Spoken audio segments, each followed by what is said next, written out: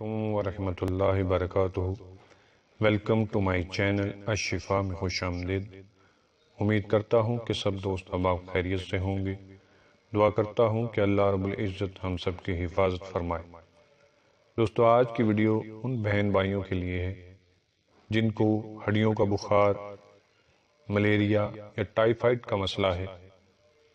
بہت ہی آسان طریقہ علاج میں آپ کو بتانے جا رہا ہوں۔